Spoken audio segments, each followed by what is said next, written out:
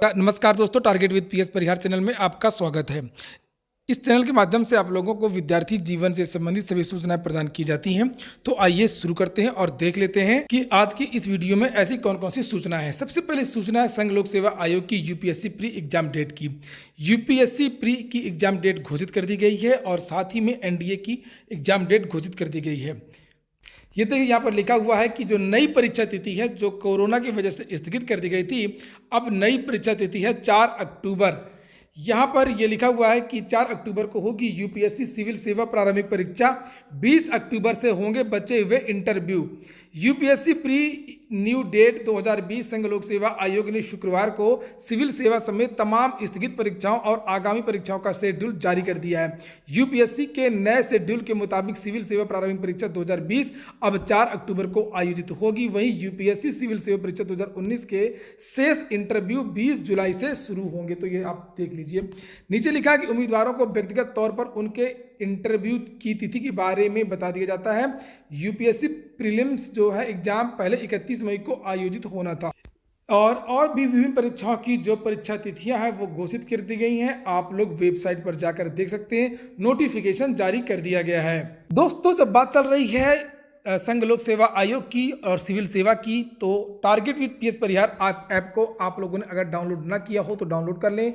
आप यहां देख सकते हैं लिखा हुआ है सिविल सर्विसेज। इसमें संघ लोक सेवा आयोग की जितनी भी परीक्षाएं होती हैं, चाहे वो SCRA हो, चाहे वो NDA हो, चाहे वो सिविल सर्विसेज हो, आप ये देखिए यहाँ पर पूरी परीक्षाओं के स्टेट की सिविल सर्विसेज, पूरे भारत की जितनी भी स्टेट की पीसेस होती हैं और संघ लोक सेवा आयोग की जितनी भी परीक्षाएं होती हैं, सबके मॉक टेस्ट सीरीज उपलब्ध करा दिए गए हैं। NCERT का एक अलग से पोर्शन हमने इसमें ऐड कर दिया गया है।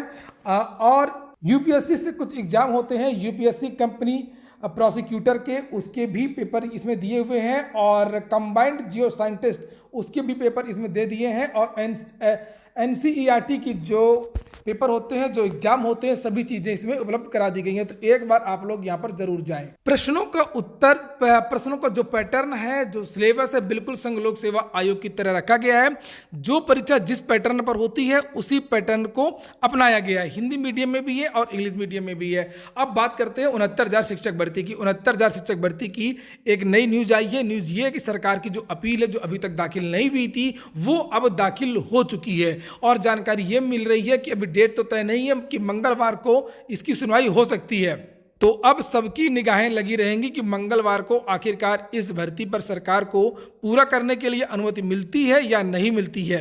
उत्तर कुंजी का प्रकरण है। सेकेंड जो सिंगल जज की जो बेंच है, उसने 12 जुलाई तक भर्ती को स्टे कर दिया था और उसी स्टे को हटवाने के लिए सरकार डबल बेंच गई है। अभी तक जो सिंगल बेंच ने आदेश दिया था कि एक्सपर्ट की कमेटी बनाई जाए, उत्तर कुंजी का जो निस्तारण किया जाए, उसके बारे में अभी तक सरकार की तरफ से कोई भी बयान नहीं आया है। अब बात कर लेते हैं एक और केस की कि सुप्रीम कोर्ट में इस तारीख को होगी शिक्षा मित्रों की सुनवाई। शिक्षा मित्रों ने कट ऑफ को लेकर के हाई कोर्ट सुप्रीम कोर्ट चली गई थी डबल बेंच के ऑर्डर के खिलाफ।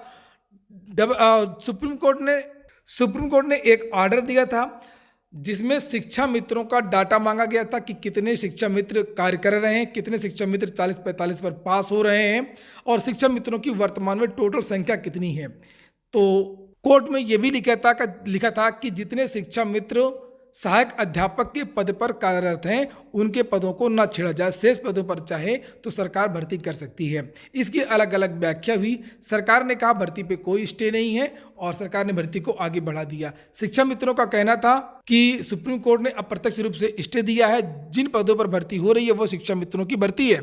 तो शिक्षा मित्र फिर से अर्जेंसी अपील दाखिल किया था सुप्रीम कोर्ट में और उसी अपील पर जो सुनवाई है, अब वो केस लिस्ट हो गया है और 9 जून को शिक्षा मित्रों के केस की फिर से सुनवाई होगी, जिसमें शिक्षा मित्रों का कहना है कि सरकार मनमानी कर रही है, सुप्रीम कोर्ट के ऑर्डर की अवहेलना कर रही है। सुप्रीम कोर्ट ने मना किया, सरकार फिर भी भर्ती कर रही है।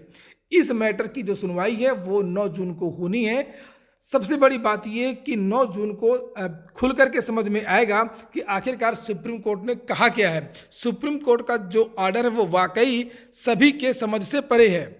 अलग अलग अधिवक्ताओं के अलग अलग मत हैं। सरकार का मत है कि इस पर कोई स्टे नहीं है, और वहीं पर जो शिक्षा मित्रों के अधिवक्ता है उनका कहना है कि सरकार ने इस भर्ती पर अप्रत्यक्ष रूप से रोक लगा दी है, यानी कि शिक्षा मित्रों के पदों को रोक दिया गया है। सुप्रीम कोर्ट ने जो डाटा मांगा था शिक्षा मित्रों का वो 6 जुलाई तक के लिए, और 14 जुलाई को उस केस की सुनवाई होनी है।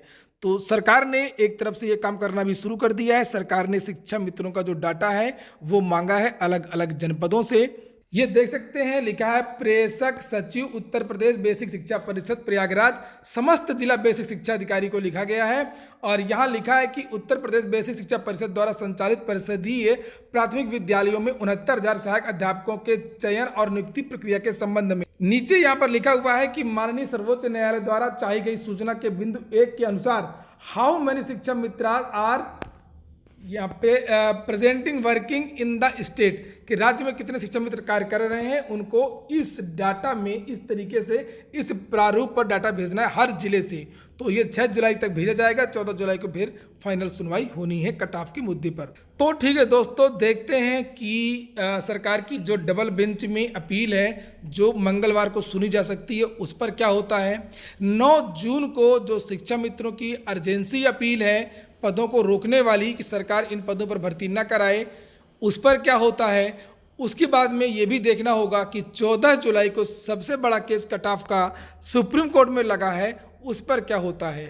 हाई कोर्ट सुप्रीम कोर्ट की जो भी अपडेटें होंगी आपको इस चैनल के माध्यम से लगातार दी जाएंगी।